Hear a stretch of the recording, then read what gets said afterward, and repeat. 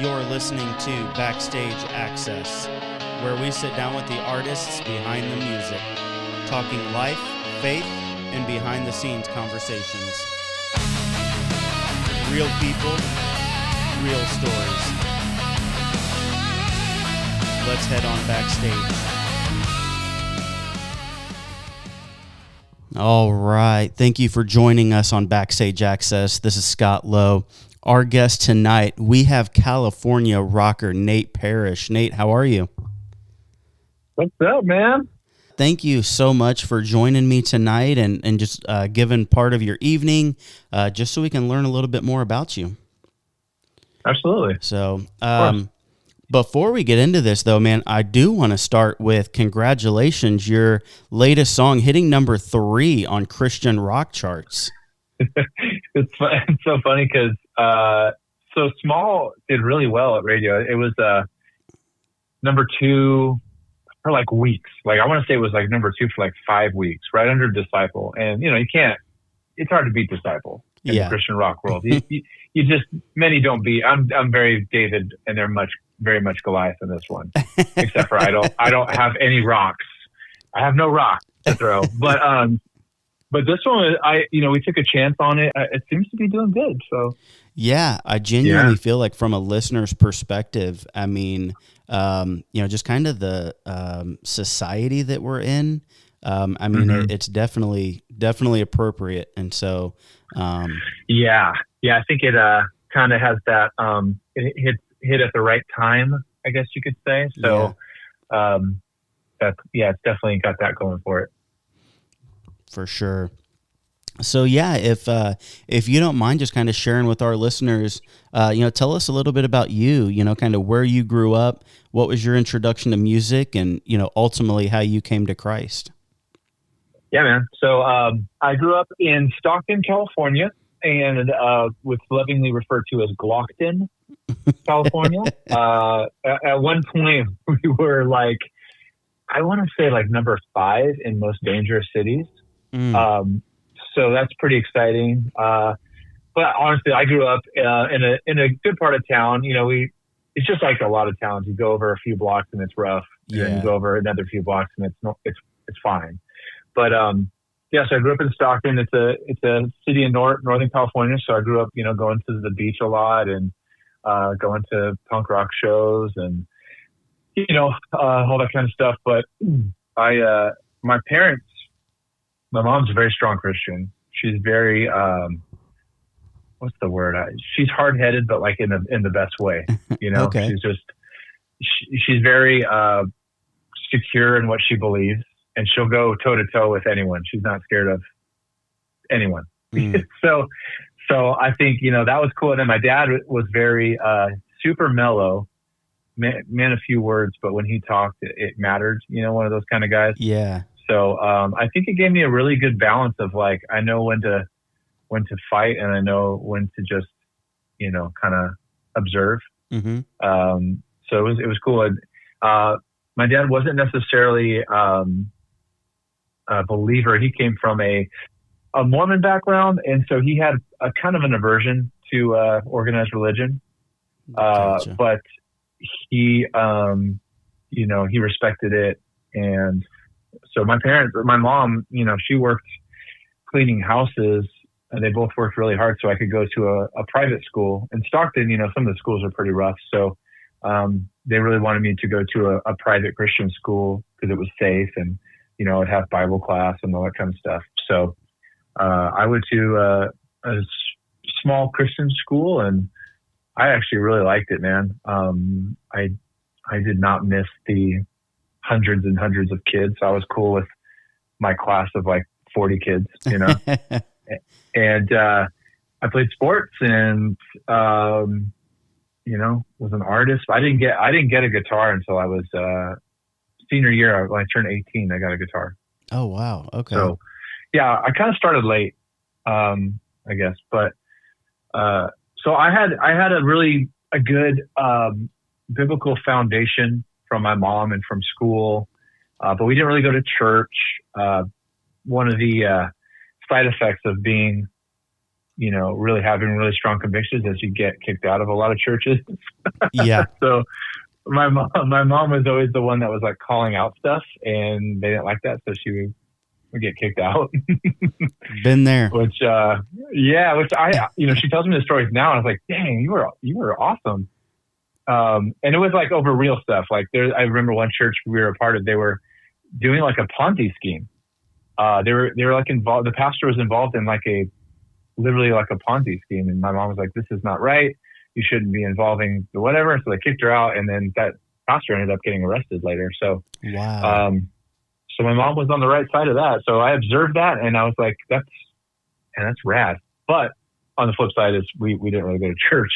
So, for me, it was like, if you're raised Christian, that you have it's a kind of a double-edged sword where you have all these really good foundations, but on the flip side, it's really easy for your faith to be your parents' faith or your teacher's faith, and not your own, because you don't really know anything else. So when I got into college, I kind of took the opposite classes of a Christian. So I took like Eastern philosophy. I took Eastern religions. I took philosophy. I took all these like secular classes because I wanted to kind of test my faith. Yeah. I wanted it to be real. Who wants to believe something that they know is not real? Yeah, something that's just been passed down.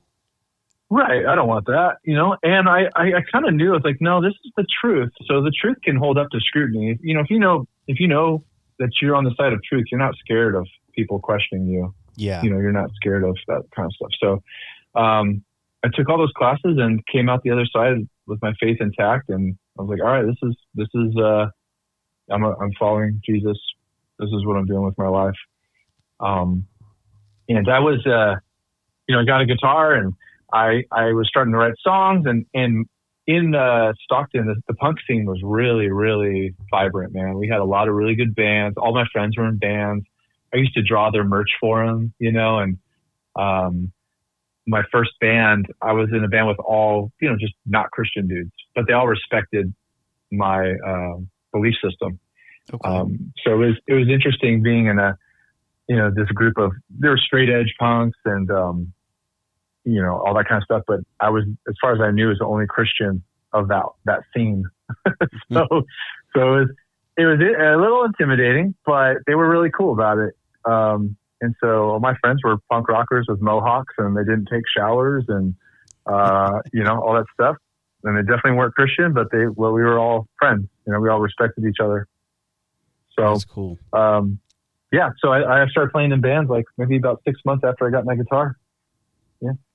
Okay. So you started playing guitar later on in life. What was that process where you took music as like what you thought to be a hobby, and then just like what happened where you understood that, like, this is more than a hobby, like this is a calling? Yeah. So kind of interesting. When I was growing up, we had something called MTV. And if your viewers out there don't know what that is, they used to play music on TV. I was going to say, MTV is still around. Just what MTV was is not. I think it just literally ended like a couple months ago. Oh, did it really? Oh, man. Yeah, dude. I haven't, I'll be honest. I haven't really watched MTV since like TRL. That was pretty much it.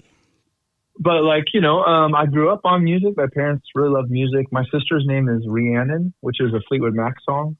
And music was always a big part of our house.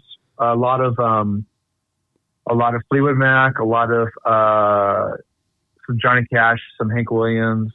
And then my dad was really into like some of the rock stuff. So AC/DC and Led Zeppelin and stuff like that. And the Cars was a huge band for me growing up. But I remember watching the Video Music Awards on MTV. I think it was probably 90s, in the mid to late 90s. And Pearl Jam did a song. They did a song with Neil Young. Mm-hmm. And it was a song called Rockin' in the Free World. And it's this really cool Neil Young song. And I watched it with my dad, and man, just watching like the fury. I was just always drawn to the fury of like Eddie Vedder and Neil Young. Just, I don't know. They just seem like aliens, like they're from another world. And they did the song, and then after the song was over, Neil Young is just sort of like soloing, and Eddie Vedder just starts breaking stuff. Like he starts smashing his mic stand, and then the guitar players were like putting their guitar heads through the cabinets and stuff. And I was like, what? And on TV, you know, and they don't care. They're just breaking everything. And I just loved it. And I looked at my dad, I was like, I think I want to do that. He's like, you want to break stuff? I was like, well, maybe, but mostly the guitar and music part. Yeah, music and breaking stuff. So I was a little intimidated about learning guitar because I've been an artist, you know, since I was a kid. I was really good at sports. I've always really been like good at stuff. Like I was, you know, and I'm like, what if I'm not good at it? And I love it so much, you know, I'm kind of scared to suck at it, you know? And so, but I finally just said, yeah, Dad, I want a guitar. And so he surprised me on my birthday. I woke up and there was a guitar and an amp in the living room. And, when I started playing, it just was like instantly, I'm like, I don't know what this is, but there's some connection to my soul through the guitar. And, I think, yeah, I played my first show with my first band in 6 months. And we opened for a band called Huntington's. They're like a tooth and nail punk rock band, and they were one of my favorite bands. So our first show was opening for one of my favorite bands. And, I remember getting a phone call on my like corded telephone. Like, we're opening for the Huntingtons. And I was like, not the real ones though, right? And he's like, yes. Oh my gosh, I made it. And, yeah, something about, I think with music, you could say so much with a song that I could convey a whole message with emotion and possibly change someone's trajectory in 3.5 minutes with a song, more than I could with even maybe a sermon sometimes. Yeah. And so I'm like, this music is magical that way. And so, I've always been a guy who wants to say something that matters. And so I'm like, man, but with music, like I could really say something, you know? So I just kind of felt like, yeah, this is what I'm supposed to do.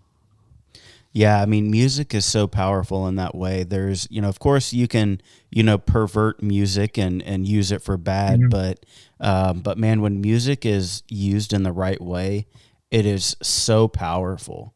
Yeah, dude. It can influence emotions. It can trigger memories. You know, there's so much power behind music. Yeah. I don't remember a lot of stuff I learned in school. I don't remember most things, but I remember songs. Like I remember a song I had to sing in elementary school. Like I still remember that song. Or I like the memory with Pearl Jam. I remember that because it was this song, but I don't remember, you know, history class or anything. So music is, it's awesome, man. Yeah. So I'm curious, how did you, because, you know, obviously you have your solo career, and, you know, we were fortunate to see you a couple weeks ago on the Y2K Reloaded tour. But you're also a part of Kutless. And so how did that relationship happen? So, I moved to Modesto in my early 20s. I was an intern at a church in Modesto, and we had like this really kind of like hardcore youth scene, like with hardcore music, like, you know, kids with like wearing their hoods and painted nails, and like just had like a good music scene. So we started writing worship music for that, like for us, you know, like I had a strong aversion to worship music as a genre because it didn't connect with me. You know what I mean? Like, the shout to the Lord, that's not doing it for me. So I thought, well, we started writing music that would connect with people like, you know, us and like the kids that were in our youth group. And so we started writing music, and we eventually got signed to Integrity Records. And when our album came out, they set us up on this thing called Creation Festival, the tour. And Creation Festival, I don't know if you've heard of it, but it's a pretty big Christian festival. It's been around for a while. Yeah. And they went on a tour. So it was a co-headlining tour with Kutless, 1,000 Foot Crutch, and Pillar. And then also on the tour was Fireflight, Run Kid Run, Esterlin, Capital Whites, and KJ52. Oh, and then man. our band, which was Worth Dying For. So yeah, we were on this huge tour. We were on a bus for the first time. We shared a bus with KJ and Run Kid Run, and it was magical. So I used to do a lot of our video content. I'd make our funny videos and stuff. So I had like a parody series about the tour where I was obsessed with Kutless, and I was kind of like trying to like join the band, so to speak. And so it's still on YouTube. You can find it. It's called Nate from Kutless, I think. And it's just a joke. It's just a joke about me being obsessed with Kutless, whatever. So that's how I met the guys. And me and James clicked because we had similar taste in music. We both liked heavy music and metal and stuff. And we just kept in contact. So that was like 2008. And we just kept in contact over the years. I'd send him my new music that I was working on, and I'd see him at festivals and stuff. And then 2015, he just like calls me out of the blue, which dudes don't really just call each other, you know? Yeah. We send each other memes, you know, but we don't like pick up the phone and just like, let's just talk, you know? And so I thought that was kind of weird. And he just asked me if I wanted to play guitar in Kutless. I was like, yeah. And I was like, yeah, all right, okay, cool. We'll get to the songs. And I hung up and I'm like, what did I just do? Like, I don't know if I could even pull this off. So I did. I pulled it off, and been playing with them for the past 10 years. Yeah, we've man, it's been so cool. I've gotten to tour Europe and do all these things. We went on a couple tours with Disciple and all that kind of stuff, and love those guys. Yeah, so it was kind of weird. Like the video actually happened. Yeah. So I don't know if I have special powers or something, but maybe I should make like a mockumentary about me becoming a millionaire. Maybe that will happen or There something. you go. But just make the video, put it on YouTube, and just see what happens. Right. Just I got to use this gift, you know, for good or for money. But so yeah, so that's how I got. It's kind of a crazy story, but that's how it happened. That's awesome. That's so Yeah. cool. So obviously, you know, between your solo career, you've been with Kutless, so you've been a lot of places. You've been, you know, you've done a lot of shows. Have you ever gotten or found yourself in a situation where, like, you know, where you face like criticism for being a Christian rocker? Because, like, you know, there's bands out there who, you know, have talked about how, like, you know, they've been judged by churches or, you know, maybe like secular venues who are like, hey, you know, you're too clean or too Christian. We don't really, you know, we don't want that. Like, have you faced that type of adversity? Oh yeah, bro. That's yeah, absolutely. Even just going back to so when I was in the punk scene, everyone's pretty cool, but you would get the guy, like the random guy who was like, hey, this dude's a Christian, you know, and I'm like, all right, whatever. So that even back when I was, you know, really young, just starting out, that was happening. But when I joined, specifically when I joined Kutless, you know, they're kind of a bigger band, you know, obviously, so there's more exposure. But there's a whole website dedicated to Kutless. I think it's called Jesus Christ is Lord. I'm going to look it up really quick. Dude, it's hilarious. It's basically talking about how the members of Kutless are like satanic. Oh, wow. Yeah, it even talks about like how James has a like a pentagram tattoo, which he does not. Absolutely does not have a pentagram tattoo. They just talk about us like wearing eye makeup, like eyeliner stuff. It's just hilarious, dude. It's really funny. Wow. So, and I remember protesters being out at the Creation Tour. We went out and talked to protesters, and they would stand out and say that we're playing evil music and we're like secretly demonic and we're trying to trick people. Even like one time on my birthday, Kutless posted a picture. There was a picture of me during sound check, and I was, you know, you hold your finger up if you want more of whatever in your monitors, right? Mm-hmm. So there's a picture of me doing that, and it photoshopped like Thor's hammer into my hand because I love Thor and like I have long hair or whatever. So it was like, oh yeah, it kind of looks like Thor. People lost their minds, dude. They were like, he's worshiping a false god. Oh my what? goodness. They thought I really, for one, they thought I really had like brought a hammer on stage just for fun, I guess. But they were like full on accusing me of being like a worshiping false gods and leading people astray, and so much so that Kutless had to take the post down. This is my birthday post, by the way. So much weirdness, they had to take it down. So yeah, definitely, and still happens. Like, still to this day, That's unreal. will post. I did like a reaction to Skillet's like Christmas song, and it's fine. Like I was like, it's cool, it's fine. It's not satanic. People are like, this is demonic, and still people will comment like, God doesn't like rock music. It's angry. What else is the one? Someone said about the Y2K Reloaded tour that our music was something about like even like the frequencies that we use or something is demonic. Yeah, like we played in a church and they're like, that church is obviously apostate because no real church would allow rock music in their church. This is like in the year of our Lord 2026. So yeah, it absolutely still happens. There's a whole series of videos on my Instagram where I talk about that and like comments that I've gotten about heavy music, and it's just, yeah, I don't think it's going away, but whatever. Neither am I. So that's unreal. And see, the crazy thing is like I've seen like protesters, like, I mean, it's been a while, but like I've seen protesters outside rock shows and stuff. But, I was talking with a friend of mine that came to the Y2K Reloaded tour, and both of us were saying like, and I've been to, I couldn't even tell you how many shows I've been to, over 50, but yeah. I genuinely felt like the Y2K Reloaded tour was one of the most powerful shows that I've ever seen. I mean, from start to finish, it was just from you starting, and then, Maggie, and then Jason, Seventh Day Slumber. I mean, the lineup, it was just such a powerful and impactful night, and just, something that, both of us, it's like, I haven't felt that at a show in a long time.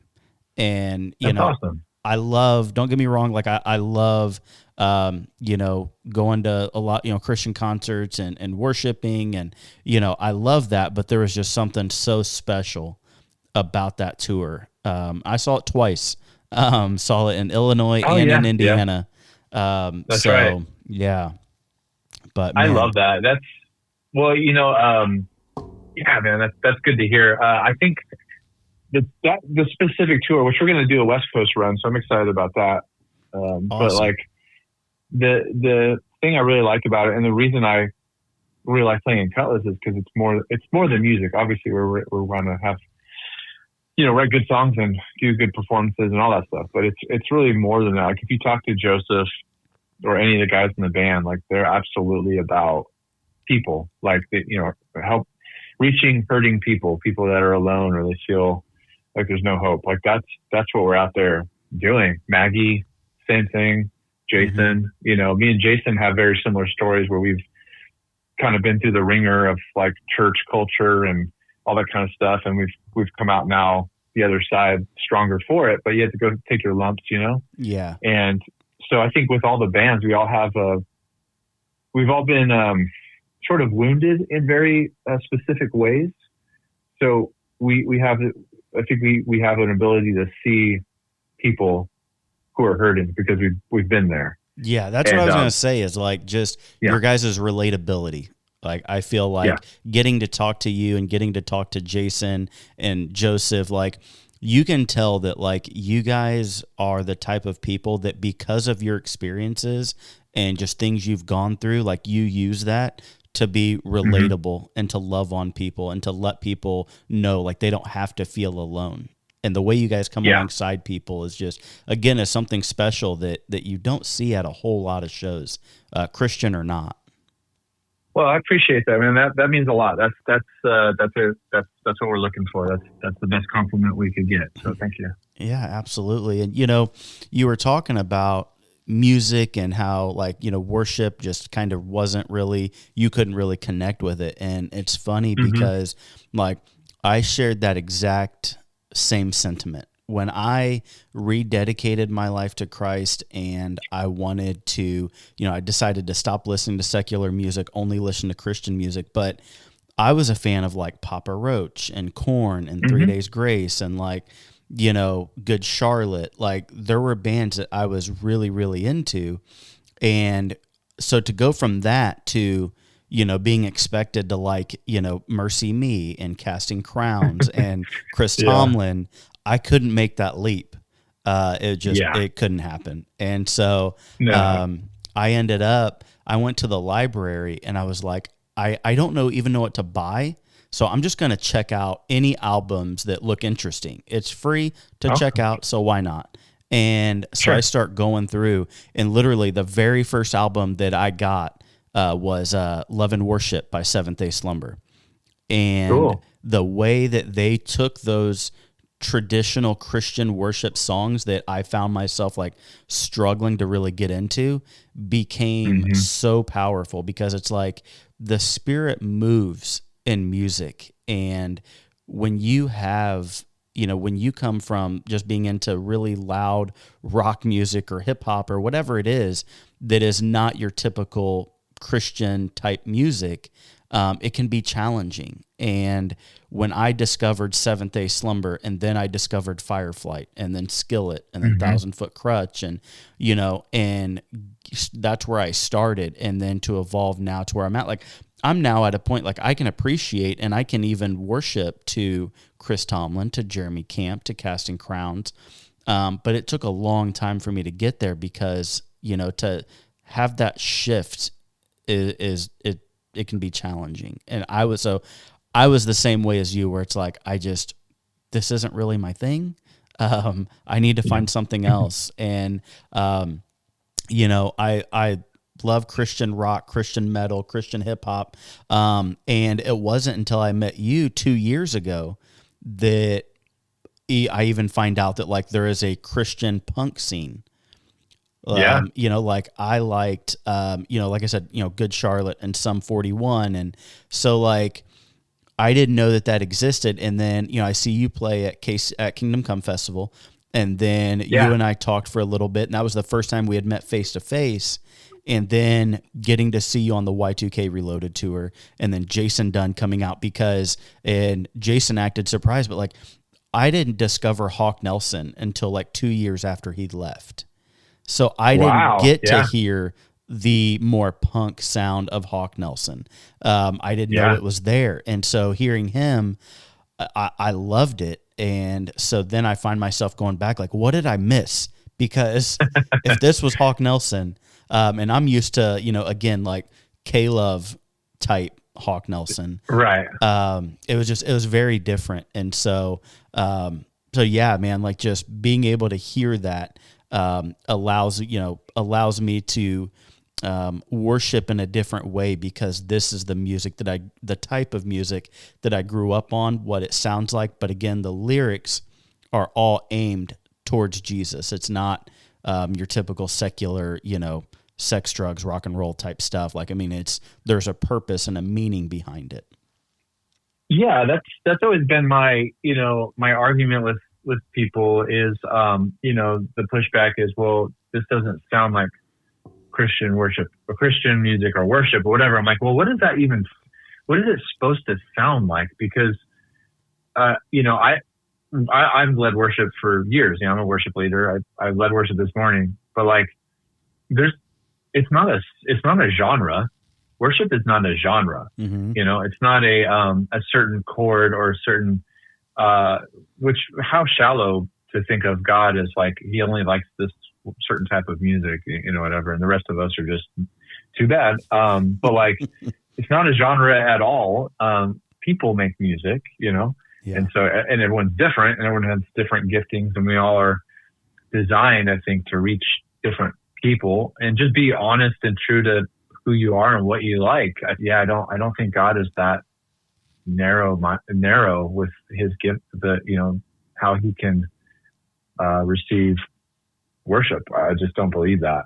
And so, I just, for me, when I started doing the solo music, I literally sat down. I was like, I've been playing in other people's bands for so long that I've forgotten how to just like write my own stuff, write my own music. I sat down and said, I'm going to write whatever comes out. I'm not going to second guess it. I'm not going to edit anything. I'm just going to make the music that I want to listen to, the music that I like. And, and it's not, if you've heard any of my albums, you're not going to hear a lot of like, Jesus, we worship you. It's not going to be that kind of music. It's a lot of stuff. I talk about a lot of things from a Christian perspective. Yeah. And I think that is important too, because if we're all just writing songs for people to sing in church, what are we going to do when we leave the building? There's no one. I play a lot of punk shows and play with a lot of not Christian bands, and I love that. I love that I get to go to clubs and play these songs and with people that are drinking and smoking stuff, and I'm like, yeah, check this out, and I get to be who God designed me to be, and we always talk about being a light in the darkness. So I'm happy to do that. I think it's cool, and I'm stoked that people find my music and they're like, yay, finally, something that sounds like this. Yeah. But it's coming from a Christian perspective, a Christian person, Mm-hmm. Yeah. I mean, and, there's songs that, that you and a lot of other artists write that, can influence and impact people who want nothing to do with church or would never step foot in a church. And so, and even, to go like even songs that aren't necessarily about God directly, it's you guys are singing about life. And as you said, from a Christian perspective, and because I remember, you sang a song at the Y2K Reloaded tour, and I want to say it was called "I'm All Right," but it was a song that you wrote to your dad. Yeah. And again, like that's not a worship song that you would sing on a Sunday morning at church, but it's a song that God gave to you to be able to impact people and to just share your heart, your life, your thoughts, your feelings. And that just, again, like I said earlier, that just makes you relatable. It doesn't always have to be singing. This is going to make me sound horrible, but it doesn't always have to be necessarily singing to God. Sometimes it's like you're directing that to other people that are struggling, that are going through things, and using your music as an encouragement or as relatability. Yeah, that song specifically, I get maybe the most feedback from that particular song because, especially when I played at KCF, man, I was like, people are making me cry, every time I turn, because they're talking to me about that song and how they lost their dad or mom or something. And like, they're crying, they're talking to me, and that makes me cry. And it's not, you're right. It's not a song that's like, all right, church, we're going to sing this song about Nate's dad. That's not going to happen. But I think, man, life and all the things that happen in life, that's all a gift. And, Lamentations is in scripture for a reason. It's not always sunshine and butterflies or whatever. And I think people, they respect the fact that someone's just being real about, like, I could have written a song like, my dad passed away, but God is good. It's like, all right, we could do that. We could do that. But if you've ever been through that, it's not always like that.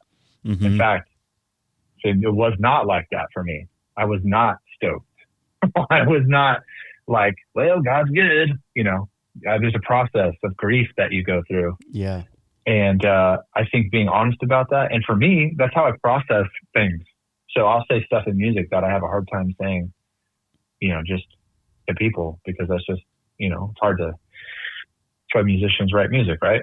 And so Right. I think just being honest about that, and it does open doors. So even if someone's not a Christian and they relate to that song, there's hope in that song. And so when someone would be like, well, why are you so hopeful about it? Well, let me tell you why. So I think it's all about just being honest about who you are and what your goal is, what your mission is, what you're designed to do. And I think for me, although I lead worship and I've written worship songs, I think I am really here to bridge that gap between people and just bring some real truth and honesty to through music, Yeah. whether it's good or bad, whether that's just life. That song is a lament. Like that song is literally like, I'm pretty pissed about, stuff. Like the bridge to that song is I'm sorry I could not move this mountain for you. It wasn't a happy ending. Like I'm saying, like I couldn't move the mountain. Like I prayed and it didn't happen. Mm-hmm. But that's just life, right? That's part of it. So I'm not going to edit that and cut that out and pretend like everything,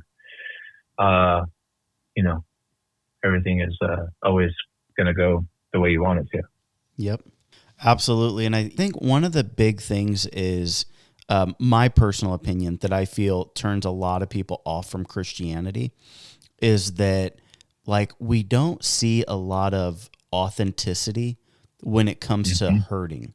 Like we're worshiping when things are good. We're sure to show that and to reveal that and let our social medias be like highlight reels and like all of that. But when we're really grieving or we're really hurting or we're lost or we're questioning, like we don't really share that. And I feel like a lot of times like that, I feel like a lot of times that's what kind of hinders people. Like, man, like I don't have my life together. I'm broken, and I can't really come to Jesus because I don't look like that person. I'm not put together like that person. And I feel like when you write songs like that that are vulnerable and truthful, that deal with life and grief, that people can see that, and it's like, man, so I can listen to that and see that, yeah, God is still good even in the grief. And I don't have to clean myself up. Things don't have to be perfect. I can come to him, and even in those moments where I'm hurting or broken, that God is still there. And it's not about just, always being happy or always being joyful. But it's even in those moments of brokenness that we can lean on God and, rely on him to comfort us. And I think if we showed that side more, I feel like that would be so impactful, because people would see that like, even though we're Christians, life isn't perfect. When you sing songs like that and, you talk to people and express, your feelings and your emotions behind the music, I really do believe that it brings validity and relatability to what you're saying. And again, gives you an opportunity to plant that seed in people that a pastor or someone at a church may not be able to. Yeah, totally. I think it's exactly it. It's simple, but I mean, sometimes we just forget that we're also human beings. That's part of our testimony, right? Right. Exactly. So I'm going to do, we've never done this before, but I wanted to do it with you because, we've known each other for a couple of years. We talked at the Y2K Reloaded tour. You were in my dirty car when we went to the gas station. Thank you for taking me to the gas station. That was awesome. For sure. And so I'm curious. I really, really, really want to hear Nate's responses to some of these rapid fire questions. So what has been your favorite city to perform in? Ever? Yeah. In America or the world? In the world. Oh, dude. Oh, man, that's tough. Think I'm going to go with, I played in Norway with my old band. We did a festival in Norway, and I don't remember the city, but it was so beautiful. And they like took us out on this boat to go to have dinner at this dude's grandma's house. It was like the most wholesome thing ever. And I just loved it. It was fall too. So it was my favorite time of the year. So that really stuck in my brain. I would love to go back to Norway. If you're listening, book Nate Parrish in Norway. Okay. So are you a coffee guy or an energy drinker? I'm literally drinking coffee right now. So okay. I'm a coffee guy. I have a specific code. One of the reasons I wanted you to take me to the gas station is I don't really like hot coffee. Even if it's like -7, I still drink iced coffee. Okay. So every morning I start my day at the coffee shop, get my iced nitro cold brew. You ever had nitro before? I have not. My wife is the coffee drinker in our family. Okay. Yeah. So coffee for me. Don't really do energy drinks. What is your most embarrassing on-stage moment? Gosh, so many to choose from. Okay, so one time we were playing up in Seattle, Washington at a youth convention at a ginormous church up there. And it was our last song. And, I didn't really do a full guitar throw because we've seen what happens with that, Yeah. Literally, you saw it in person. Yep. And so I would just do this thing where I would kind of throw it up and catch it as I'm like spinning around. And I did it, but it caught on my shoulder blade. And so it came down really fast, and I caught it with my face. Ouch. And I right on the eye. And so I cut my eye right below my eye and gave me a black eye. And so the last song, I turned around because I was like, oh man, my eye is all messed up and there's blood like coming down my face, dude. And so I just played the rest of the set, like kind of like facing my amp. And then as soon as it was over, I just ran off stage to make sure I still had an eyeball. Oh my goodness. Wow. But yeah, I have a picture of it. I gave myself a black eye, essentially, is what I'm saying. Yeah. Wow. Okay. Pretty embarrassing. What is a song that you heard that changed your life? Oh my gosh. Wow. Well, like the story I told, Rockin' in the Free World, that song really changed my life. Also, I guess there's a lot of songs, but one that I would go back to is, so growing up, my sister was a big Nine Inch Nails fan. So I had heard like, their song Hurt, Mm-hmm. But, Johnny Cash covered that in, I think it was 2000. So it's his version of Hurt. And that song, something about that song, when Johnny sang it, and I'm a big Johnny Cash fan, he has a whole different, he comes from a different point of view than the original writer. And so I remember watching him, it premiered on Larry King Live back in like 2000. And I watched him do an interview and they showed the music video and I was just bawling, dude. I don't know if you've ever heard the song before. I've heard the song, but I don't recall a music video. Yeah, dude, the music video is 2002.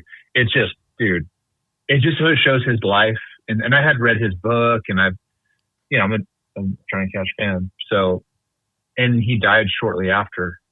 So it was something about that where I'm like, yeah, I don't know. Like the song, it was able, I don't know.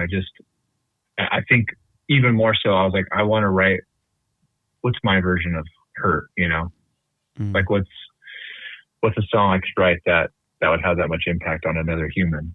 And I'm still chasing that and I will forever, but that song is like that, for me. Okay. Yeah. And what was the first concert you ever attended?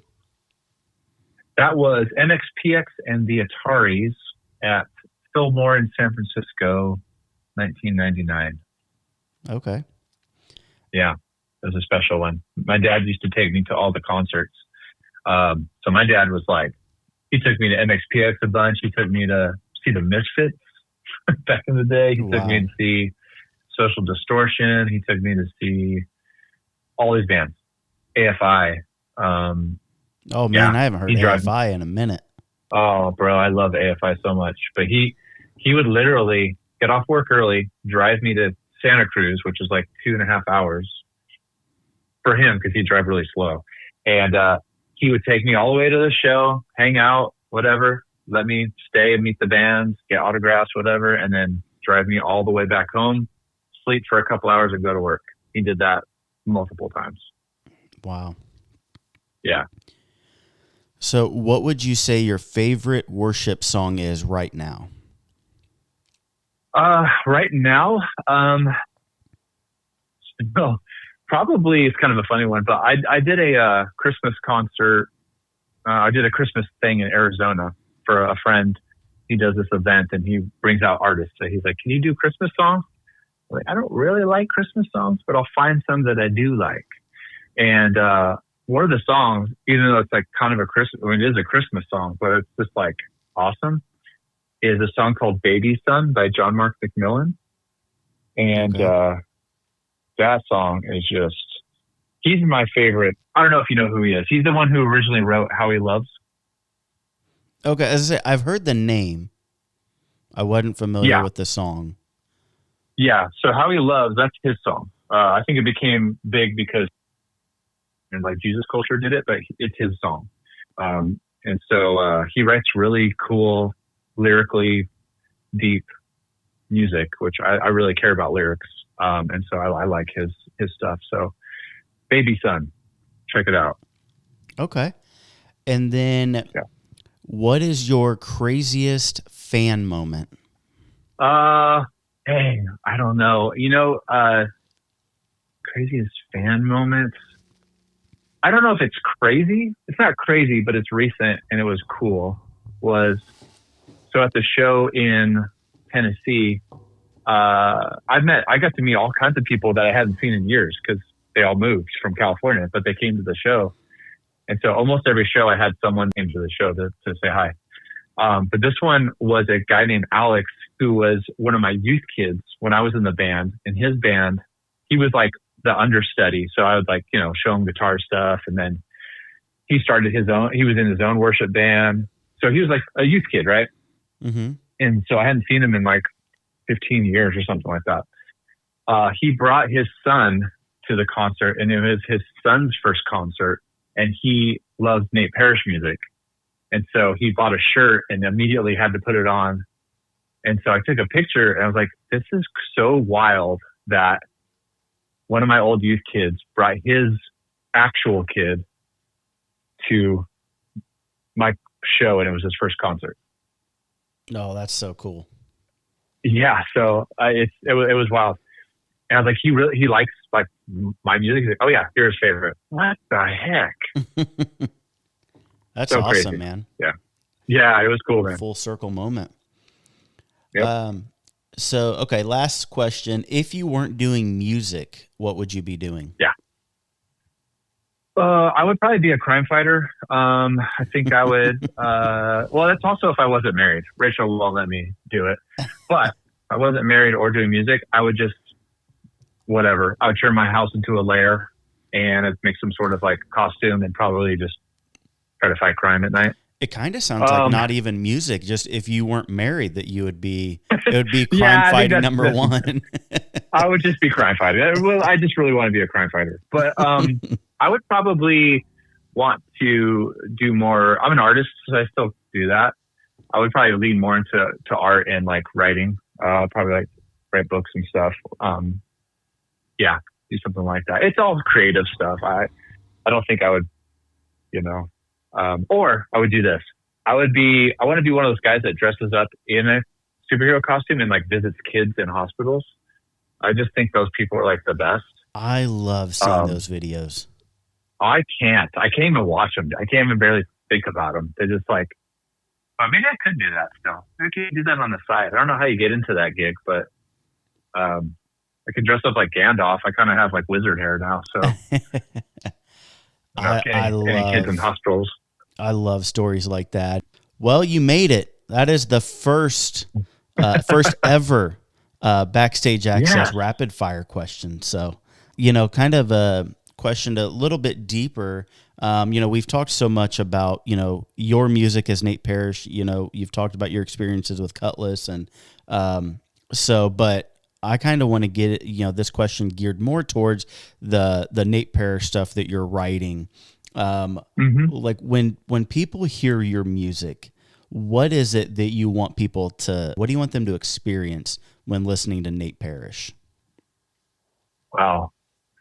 I think most of all, I want them to be hopeful. Hope has to have some sort of, I think hope has to be grounded in like the reality of things kind of look bleak, but I have hope. And I think for people, especially as a Christian, I think it's important to embrace that side of it, where it's like, no, we're not saying that stuff isn't bad or you're not going through stuff. I'm saying that there's hope, like we're going to make it through. So I think for me, I would love people to walk away with a sense of hope. I want people to be encouraged, be encouraged. And also I want people to be challenged a bit. If you've listened to any of my songs, I do poke at things. I do like to poke the bear as far as from an institutional standpoint. So I also kind of this is going to sound funny, but I kind of wanted to inspire a little bit of righteous anger in people. I think we've forgotten that it's okay, that Jesus was like flipping tables and stuff. I think we think he was like a hippie or something, like he's like, it's fine. Just love everyone. It's like, he was pretty upset, dude, when institutions are abusing his people. He's not into that. Yeah. In fact, it's one of the things he specifically says, you might as well just tie a millstone around your neck and jump in the water if you cause one of our little ones to stumble. And so I want my music to also awaken that kind of righteous anger about, no, this is not right. We need to do something. So a little bit of that. Yeah, I mean, it's punk rock in me, and like you were talking about, like Jesus flipping the tables, and kind of that righteous anger. And here's the thing that I think a lot of people, forget. Yes, Jesus flipped tables, which is a, kind of in the moment, type thing, but he also braided a whip. Like that takes a while. Yeah. So it wasn't just like I'm angry, so this is how I'm going to, he had intention and a righteous anger about him, and, and essentially like kind of planned it, he made this whip, and he's like, okay, this is my plan. This is what, it wasn't just, off of a whim, that, something offended him. Like so for us, it's okay to have that. Now, I'm not saying to start whipping people and, flipping tables, but, right. Yeah. But at the same time, but also, when there are things that are going on that are unjust, like we need to speak out about that. And especially when we're seeing, you shared earlier about your mom and that pastor, like when there's things that we're seeing in the church, especially that are, illegal or, like goes against the word of God, we need to understand that it doesn't matter if it's a pastor or whoever it is. Like, again, we need to call those things out. Exactly. Yeah. I think, that is part of it too. If you check out my album, there's some songs about that on there as well. So yeah. Yep. Okay. Well, awesome, man. Thank you so much for your time. I definitely want to be respectful of it. I know we've kept you for almost an hour, but I did want to take an opportunity real quick before we close up here. Let our listeners know, how can they follow you, stay up to date with what you're working on, and also find your music? Yeah. So probably easiest is website, nateparrish.com. Easy to remember. But I'm pretty active on socials. So, the Nate Parrish on Instagram and Facebook, and I have TikTok and all the things. So yeah, you can follow me on all that stuff and follow me on Spotify, and I'm always working on music, so I'm working on new stuff now, and got some shows lined up. I was doing some festivals this summer, so come out and say what's up. And I'll be back out on tour in May with Y2K Reloaded, West Coast. Awesome. Good deal. Well, All right, bro. Nate, thank you so much, man. I really, really appreciate it. And Got it. would love to get you back on and maybe do a deep dive into, one or two of your songs and, really talk about the meaning and, your intention with it. So. Absolutely. Always down. All right, man. Well, thank you so much. And I hope you have a good night. All right. You too, man. Talk to you later.